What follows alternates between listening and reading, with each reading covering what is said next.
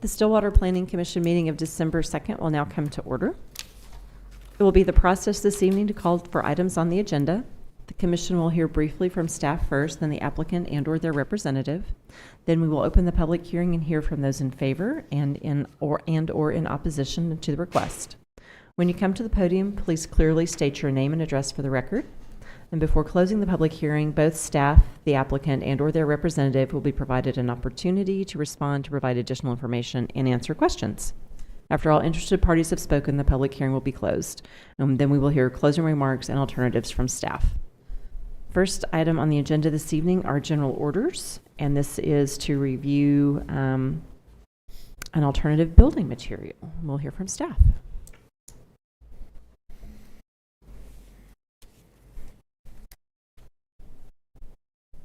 Yes, ma'am. Ms. Chair, Commissioners, good evening. My name is Henry Biebelheimer with Development Services, and tonight we're looking at an alternative compliance request for 111 West Miller Avenue.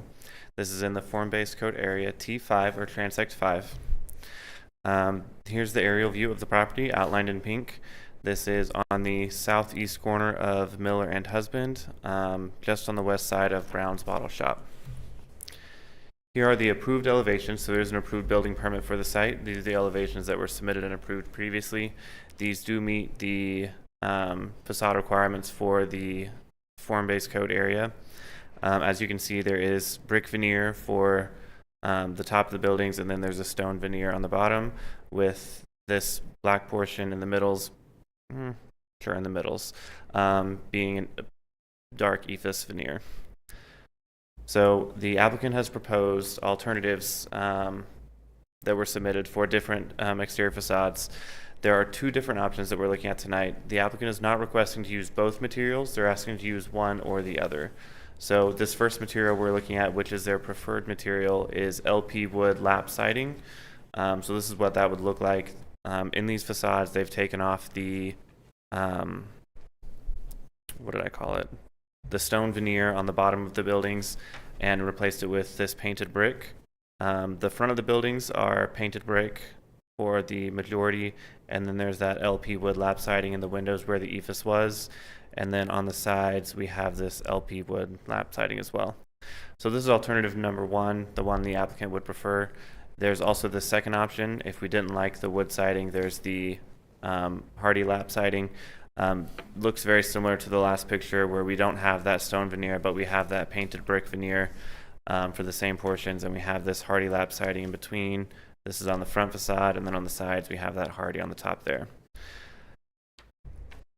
So as a part of this, just showing you some of the facades around the building. So this is west of the property across Husband. There's some brick and stone veneer. Looking north across Miller, we have some siding on some residential properties. Then directly east of the property, we have Brown's Bottle Shop. This is Main looking west, which we'll call it an ephes. Then we have the street view. We have south of the property across Virginia. We have some brick and siding as well.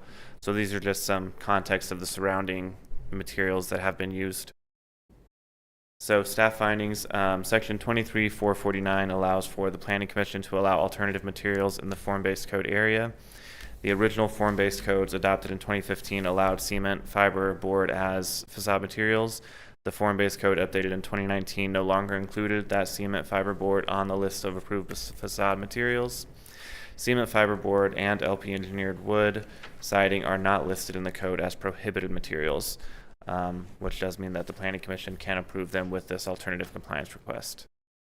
I'm open to answer any questions if you have any. I have a few questions for staff. Can you tell me, when you showed the context photos, how many of those were constructed after the transect had been put in place with the requirements? Don't believe any of them were, except maybe this apartment complex. I'm not sure when that was constructed. Okay. And then my other question would be, given the setbacks on the property and the fact that this was permitted with brick veneer all the way around, do the two alternative materials that we're looking at tonight, do they meet all the fire resistive requirements based on the setbacks and adjacencies to property lines? That's a good question. I'm not sure if those facades were a part of that firewall that would be required. I can say that's something that would be reviewed by our building department and our fire department. We do have an external reviewer as well that reviews all that for fire safety. So I can't say for sure if this would affect that, but I can say that if it were to be approved to be installed, it would have to be reviewed to make sure it didn't negatively affect it. Okay, so so if there's an approval this evening, that would go back through the process for the plan reviewers to amend or, okay. Yes, ma'am. Update, okay, And the applicant is present and might have more information on that as well. okay, all right. That's all I have for staff. So, I think the form-based code is meant to create a masonry dominant urban durable street character. If we approve this, do you think that materially changes the form-based code for this corridor? And if not, why? Why do you think that? That's a good question. I do think the front facade being primarily brick does lend itself to that masonry facade that we're going for that form-based code area. I don't know a lot of details about that wood lap siding and whether that would fit the vibe that they're going for. But I do know that it would help that at least on that street facing side it would still be primarily brick. Okay.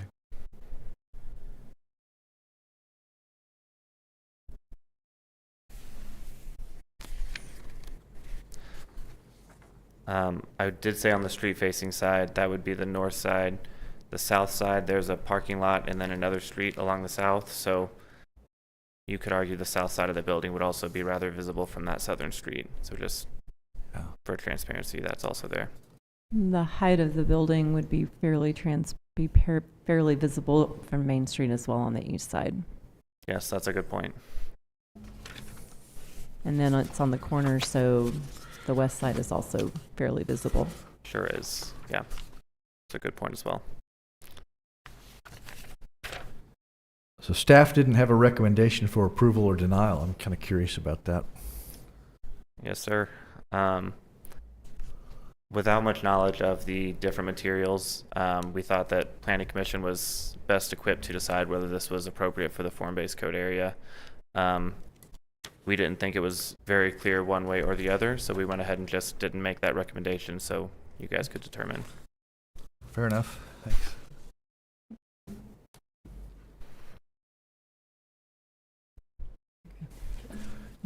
I'm not entirely sure about this, but I think the form-based code only allows wood as trim, accent, and not as a primary wall material, and that would be a direct code conflict if we approved that, right? Yes, sir. I was told before we moved forward that this was not actually a wood siding. It's, I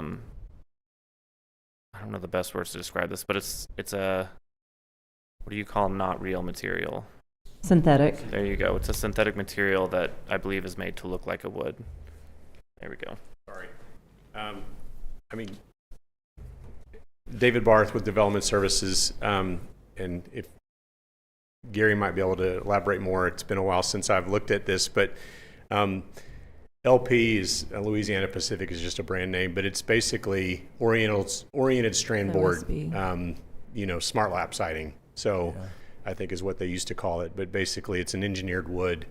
So it's not solid wood like you might see of older wood siding materials. It's an engineered product that's pre-primed, and then they paint it. And I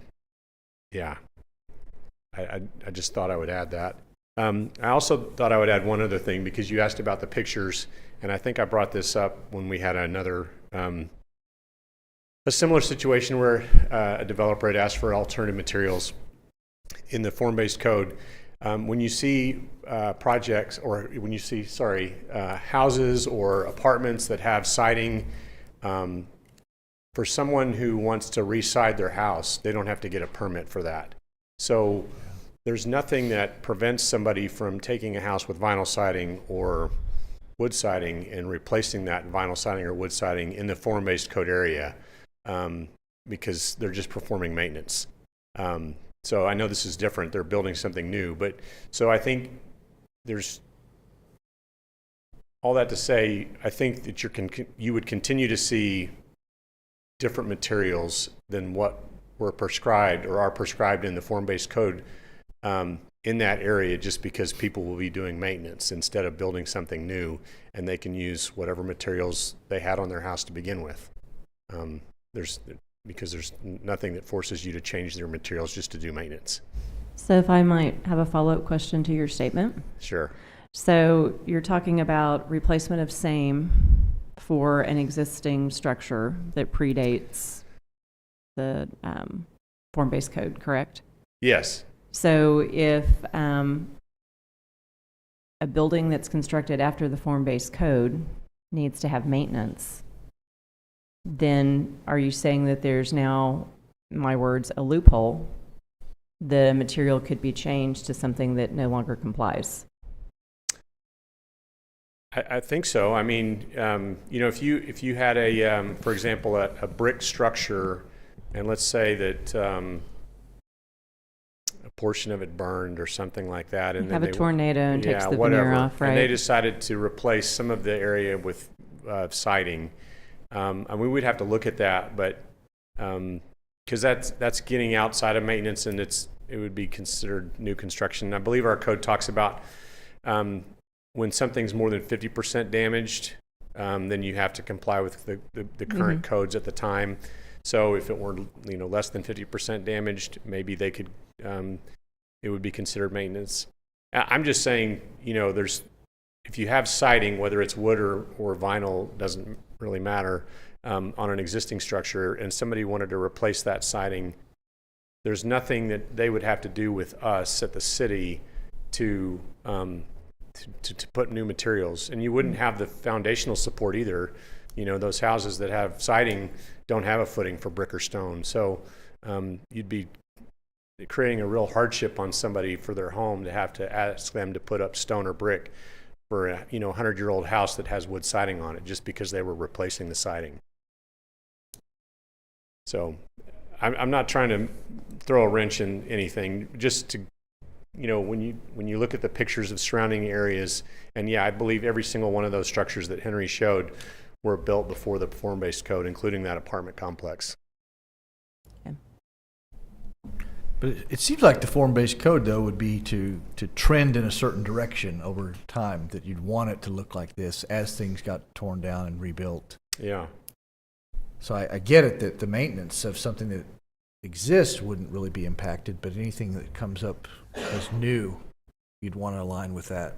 Anything that's new and there's maintenance, they'd have to still be in compliance with the form-based code. Okay. So they wouldn't, Yeah. I think that's where we might disagree, Okay. David, Okay. is that anything that's built after this form-based code was adopted and there's maintenance on that building, they would have to still be in compliance. However, if it was existing building before the form-based code was adopted and there was maintenance, then that's what David is saying, that they would not have to now become in compliance. So, okay, Correct. so for instance, as we're talking kind of through what isn't allowed on something that's approved under the form-based code.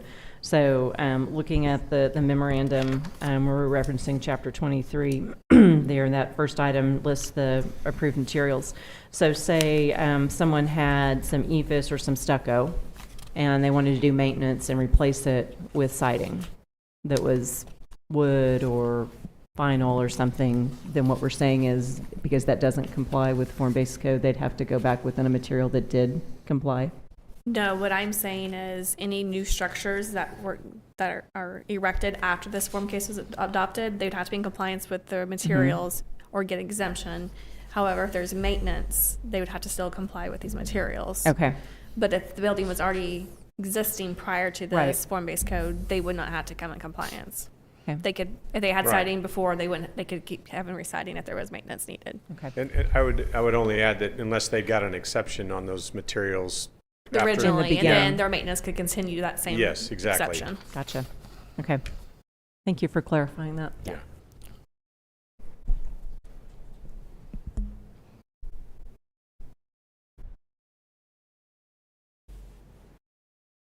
Do you know if we've approved LP or Hardy as an alternative compliance in the form-based code district before? To my knowledge, there's been one, that hardy cement fiberboard that's been used on one other project that was approved as an alternative compliance. I don't believe, I have not seen any applications for the wood lap siding similar Okay. to this. So I don't have any context for that one. I don't believe it's been brought before you, but there are probably a lot of cases I don't know about. Yeah, gotcha.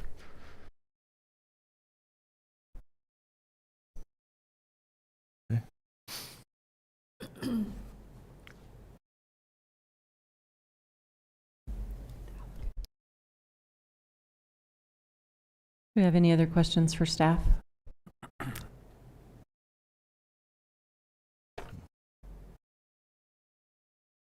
Give the applicant an opportunity to come forward and maybe provide a little bit more information.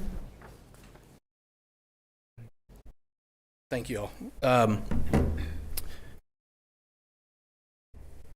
We are asking for, yes, alternative materials, one or the other, partly due to just the look that we want to go for. There is some cost involved in brick and stone, especially, and there is some concerns about the availability of subcontractors to do those products in large amounts.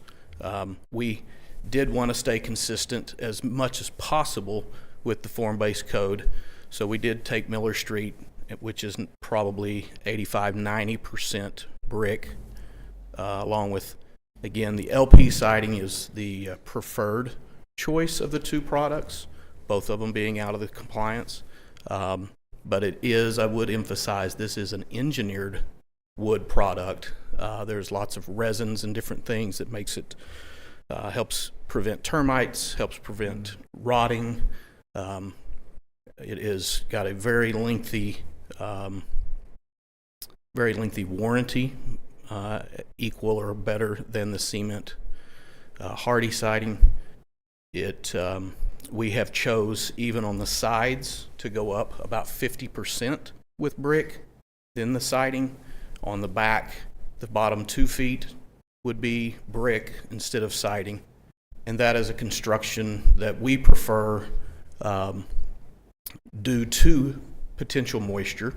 Also, maintenance from either one of those products, I would say, is more susceptible to especially the hardy board. If a lawnmower or a weed eater hits it, it's a very brittle product.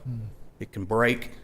It's even shown some issues with earthquakes, cracking it and needing it replaced. It's more difficult to work with. The fiber in it is, we have to take some extra precautions in the fiber cement product. As far as the workers, because of the dust that's created from that product. So our LP is our preferred choice.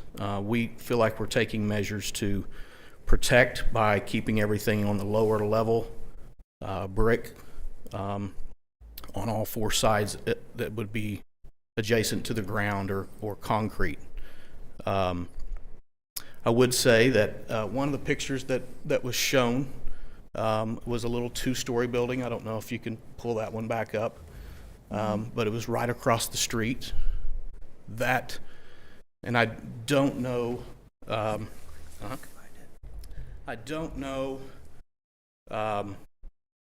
yes, the one that's kind of got a yellow creamy tone. I don't know all the particulars about the permitting of that, but that was just completed within the last month or two. Oh, wow. With complete cement siding. I walked across the street and checked it. So that was a complete remodel, interior and exterior remodel that was done with cement siding. To my knowledge, they did not ask for alternative materials.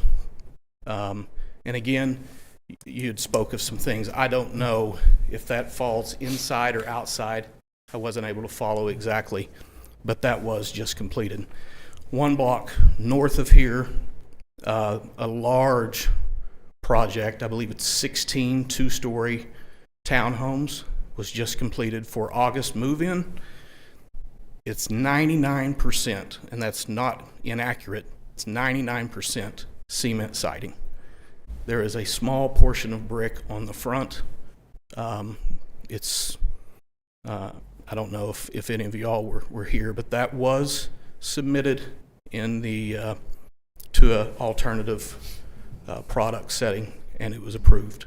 And I wasn't present at that meeting, so I don't know exactly why that was approved, but it has been done, to my knowledge, on a remodel, on a new construction project in the last year, twice. So we feel like because of cost constraints, availability of a product, and particularly not product, but employee, brick masons and so forth, we're trying to hold as true to the form base as we can by keeping the front primarily. We're still using, the reason I submitted both is I believe that both of them are very good products. Don't get me wrong. We like the LP product better. We feel like it's every bit as good of a product for longevity. It's easier to work with. It's more available. It's something that our local lumber yards stock at a high volume. The cement siding is a special order product that would have to bring in. But both of them, well maintained, are exceptional options. Go ahead. Oh. Thank you. Okay, so I have a few questions. Thank you for providing the technical information that we had requested. One of the questions I had that I didn't see, it was a rather lengthy submission. Yes, the And LPs. what I was trying to find is, what is the moisture barrier for the LP product? It lists, and I went to YouTube before we got the technical bulletin and watched the YouTube on the manufacturing process. So it's OSB. It's got the resins, it's got wax, I think there's a zinc borate or something in it. Yes. And it has it looks like some type of paper material, or what is that moisture layer? Again, my knowledge of the technical data is probably much like yours. It has the zinc borate, includes binders, waxes. There's a resin saturated overlay to protect against moisture, fungus, decay, and termites. It has a 30 to 50 year warranty, depending on, different variables, obviously. The substructure is, we're using the zip wall system, which is the green, basically a treated subwall material that you use, and it's approved Moisture by barriers, yeah, the moisture zip walls and barrier, moisture barrier. yes, with the zip tape, and it is approved by both of these products as a substance.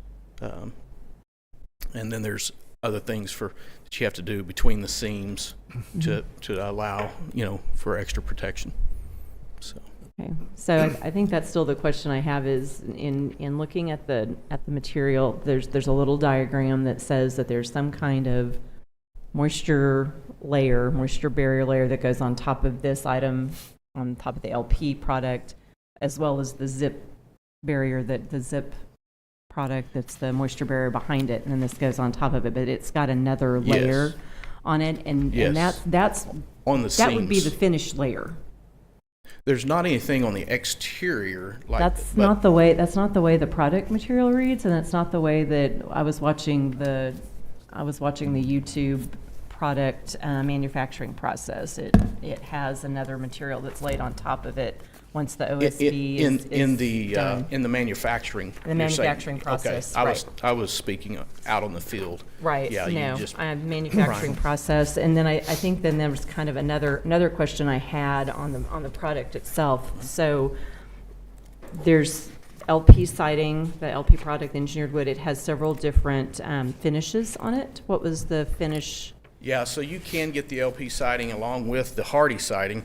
You can get that in just a pre-primed where you paint it the color of choice, or you can get that in a pre-painted option. We have chosen the primed, and we would paint on site. And then the texture what would the texture be? It has a wood grain texture as far as the visual Okay. component of it. Yes. Because I think for me that has some impact on how this look is. Yeah, both of those products would be that way. They do offer more of a smooth option now. I know LP has just came out with that. That's not the product of choice. Okay. I'm gonna look through here and allow Commissioner Prather to ask some questions, and I may have a couple more. Sure. I would like to mention also, something was brought up about the fire, and I don't know all the code, but we are a sprinkled facility. We will have a fire suppression system. So That's big. yeah, and it's a wood framed building. So I feel like the siding side of it, or the brick side, either way is not a big issue there. So I mean, based on the somewhat limited research I did, that the Hardy was in the original 2015 form-based code, and wood is restricted to trim only. So there is a distinction there. Sure. So I guess I'm curious, Gary, if we said on the front facing, we would allow Hardy, or we would allow Hardy everywhere, but the LP we wouldn't allow on the front. Would that be helpful?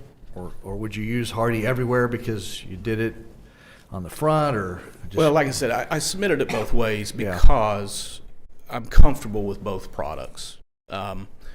We prefer the LP product just because of availability, of the ease to work with, there's just extra measures that we need to take with employees with the Hardy.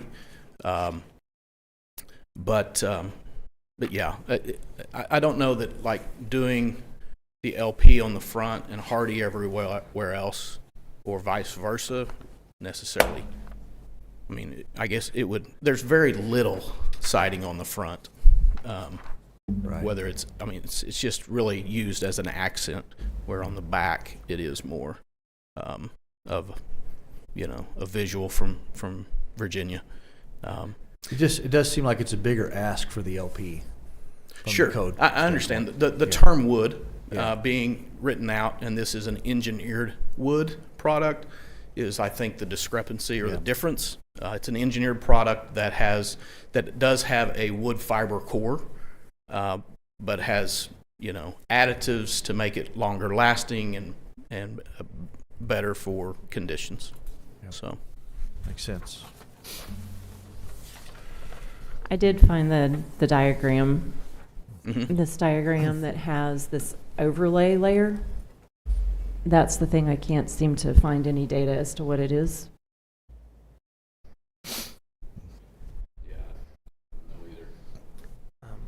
Okay.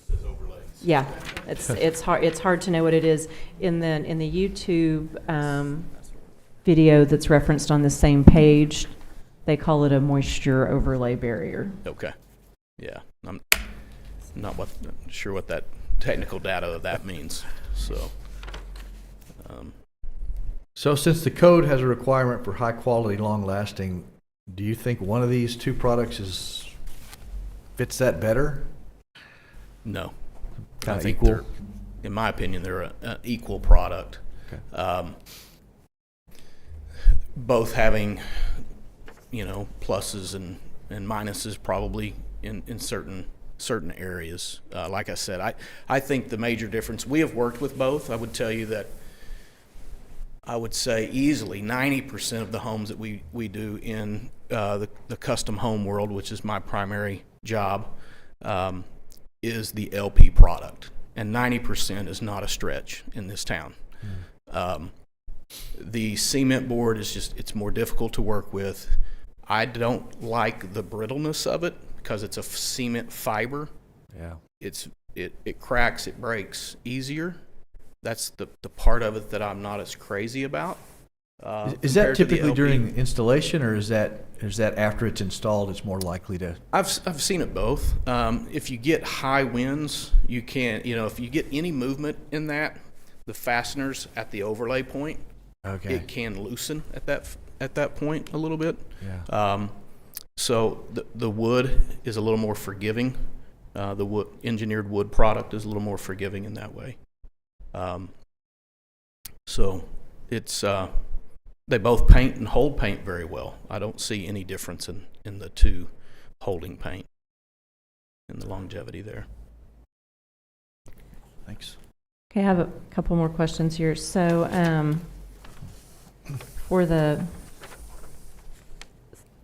the plans have been approved with the brick, Mhm. and I believe it's already under construction, correct? It is. It Yes. is? Yeah. Does the foundation that you're building, will it support the weight of the brick if Yes. you go the 3 stories, and then that accounts for all the relief angles that go in for the brick? Yes. Oh, okay. Yeah. And I can appreciate the difficulty in trying to find masons in the market. It seems to be something I've struggled with for 25 years in the Yeah. market. So Yeah, we feel confident with the amount that we have proposed that we can complete that successfully. It would be double that amount Mhm. if we go all brick or stone in this case. Okay. So I think for the LP product, I'm not as familiar with it. mhm. The hardy plank I'm very familiar with. It's on my house, so I'm very familiar Yeah. with it, and it's getting ready to go on 11 years, so no problems with it. I really like it. For the hardy plank, it's the cementitious fibers, so to me, it's more in keeping with kind of the spirit of where we're going. Sure. How the form-based code has been written. And I am curious why it was taken out at one point. And I don't know the history of the buildings around, but I do know that the apartment complex that was shown right across Husband, the front, which faces Husband and Miller, is kind of almost a decorative cinder block bottom with brick above. But if you walk into that complex, it's cement siding on the back.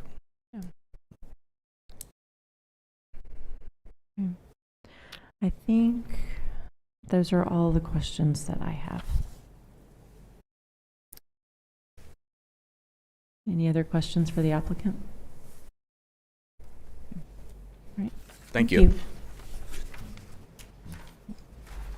Yeah.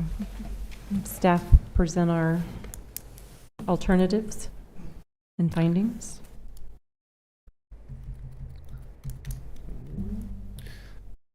Yes, ma'am. So the alternatives tonight are to approve the LP engineer wood siding, to approve the James Hardy cement fiber, to deny the request, or to table the request for a future meeting. Thank you.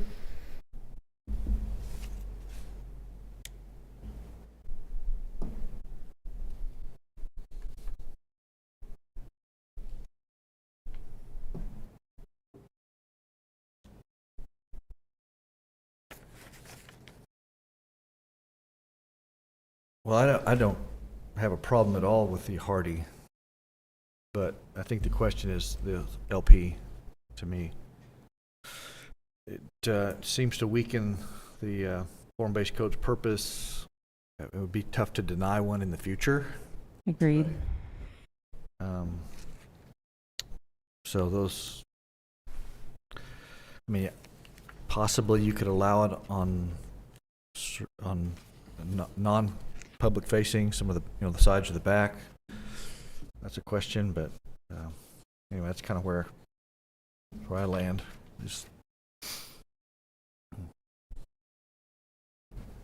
I mean, there's good arguments for the LP. It's just so it seems to be specifically not part of the FBC. Right.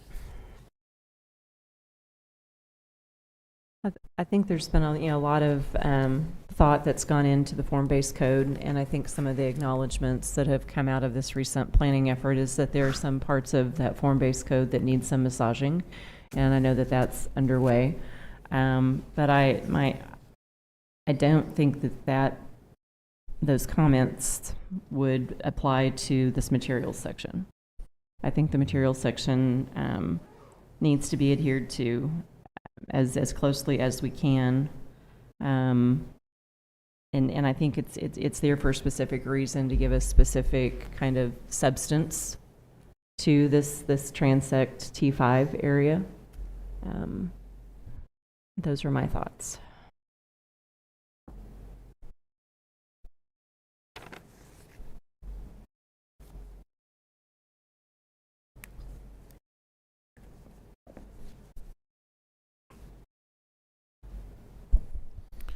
I just think because the cement fiber board was included in 2015 and for some reason omitted in 2019, but I think that gives it the edge in our decision. Mm-hmm. So Would anyone thinking of a motion or some more comment?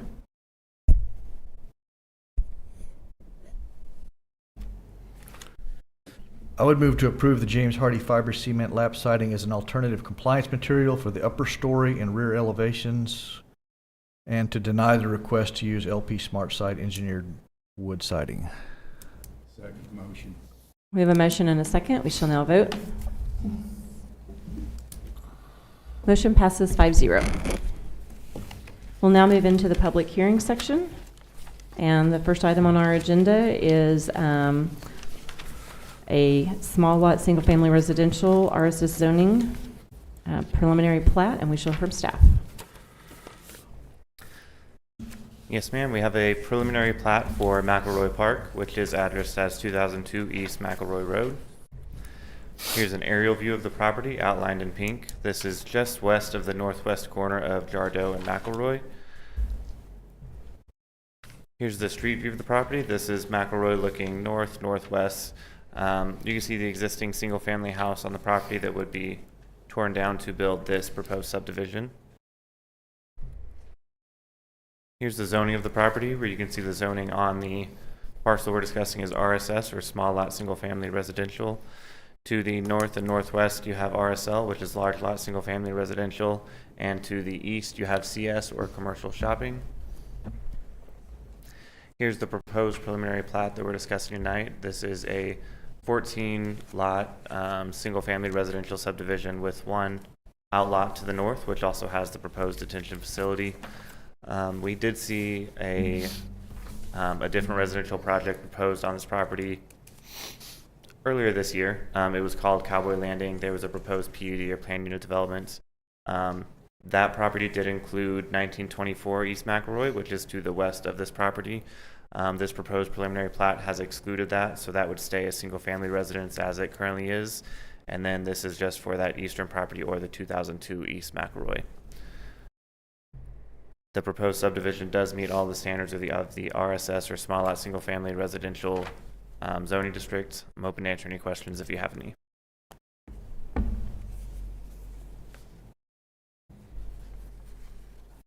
I'll test your memory and see, and I don't know if you had a chance to look through that or not. When it included the other parcel of land, do you remember how many units were on there?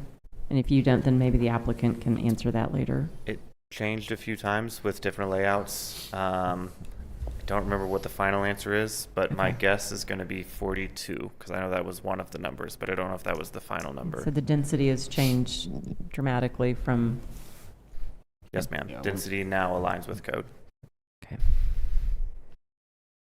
That was all I have for staff. Any other questions for staff? I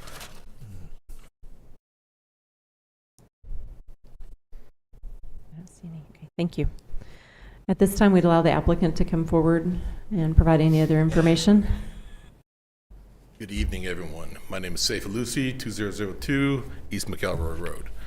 First, I want to say thank you very much, because when we reached this stage last time, you guys believed in what we were trying to create here and creating homes, and so you approved the 42 units that we had proposed. Now, going through all this process, we've worked tirelessly with the community, and we're actually very appreciative of how much effort was put in by the neighbors. And to be honest with you, actually the staff here too put a lot of work into this. So we're grateful for where we were with that project and what happened. We tried working it to make it 32 units. Unfortunately, that didn't work, which is fine. We thanked our neighbors, which we hope you all saw that in the notice in the newspapers and so forth. We've come back. We got to do something with this property. And so we feel that the 14 units fits within what the scope was of, the ruling and the code and all this. We've had the engineers involved. I think this piece of property has a lot of knowledge and a lot of eyes on it.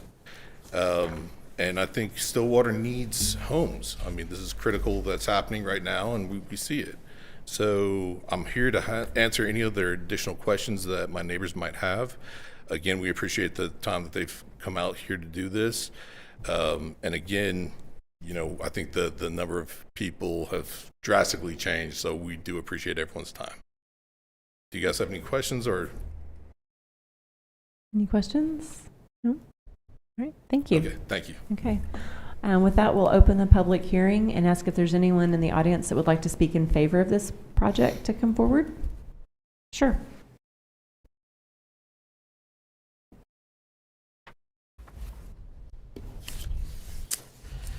Good evening, members of the Planning Commission.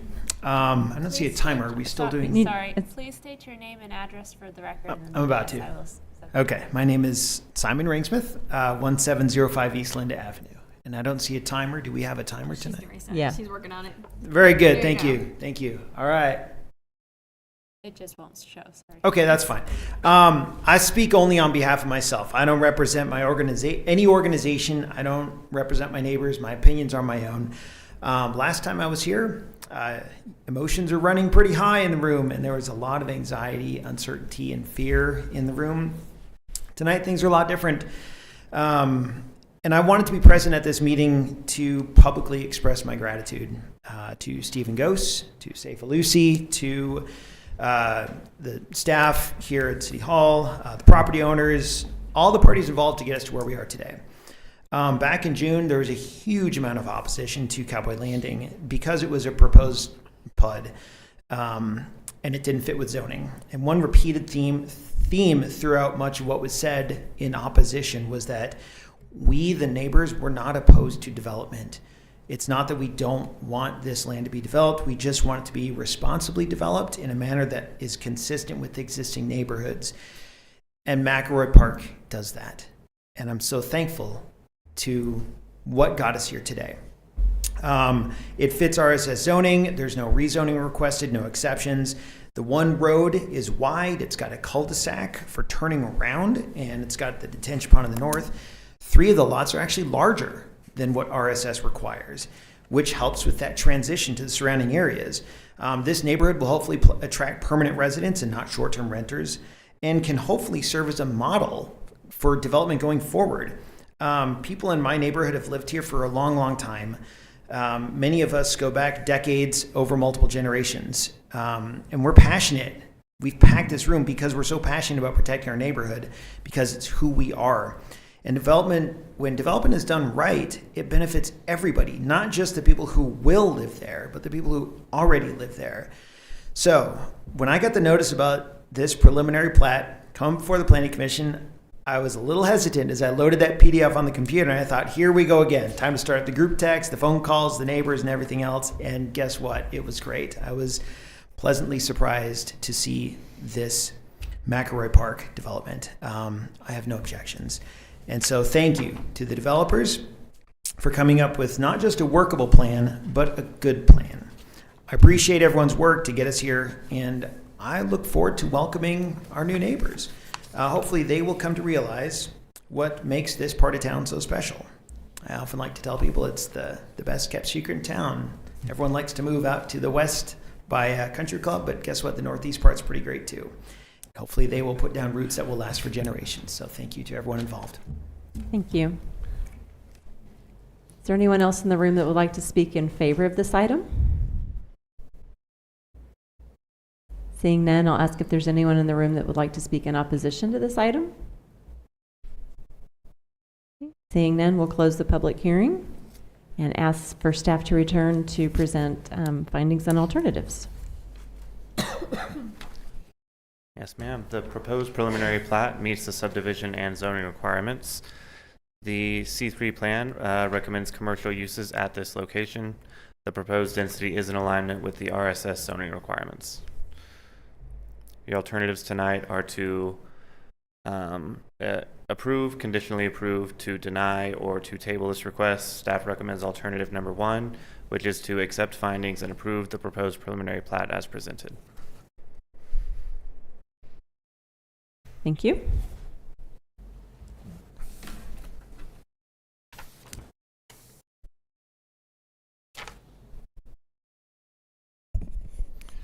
I was also very pleased when I saw this. My issue earlier on was the density. This resolves all of that.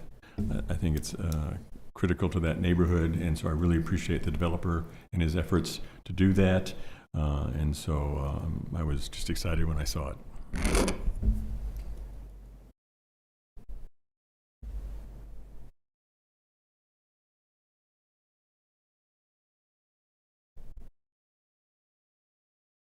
Any other comments or perhaps a motion? I make a motion to accept the findings and approve the McElroy Park preliminary plat as presented. Second. We have a motion and a second. We shall now vote. Motion passes 5-0. And that concludes the public hearing section of the agenda. The next item is meeting summary for review and possible action. We have a meeting summary for November 4th. And I had 2 corrections for names that I sent in, but I don't know if you had time to get those, Ally? Yes. Okay. Perfect. I think you still need to make the motion. Okay. With those corrections. With the corrections? Okay. Did anybody else have anything for November 4th? Okay. So it was on Page 6. page 6. Sorry, I had it tabbed and then my tab fell off. Oh, okay, on page 6, the names of the people that came to speak, the third one down should be Steve Trumpler, and the fourth one down should be Bob Hollera. So I would move to accept the minutes as with the corrections noted. Do I have a second? Second. A motion and a second. We shall now vote. Motion passes 4 yes and 1 abstain. The next item is the regular meeting summary of November 18th. Are there any corrections on that one? No, my mic's dead. You might want to hit the. He did. My technical advisor. I just learned about that earlier today. I wondered why earlier we couldn't hear. I want to thank the staff for making the amendment to the notes about my comments regarding the floodplain and risk mitigation on the urban wildland fire issue. So appreciate that. So I move that we accept the minutes of the November 18th meeting. Second. We have a motion and a second. We shall now vote.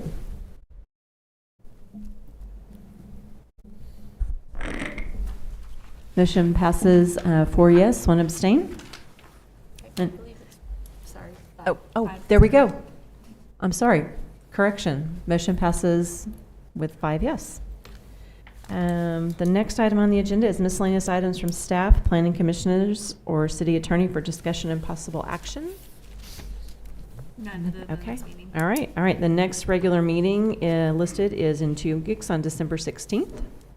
And the last item on the agenda is adjournment. Do I hear a motion to adjourn? Move to adjourn. Second. We have a motion and a second. We shall now vote.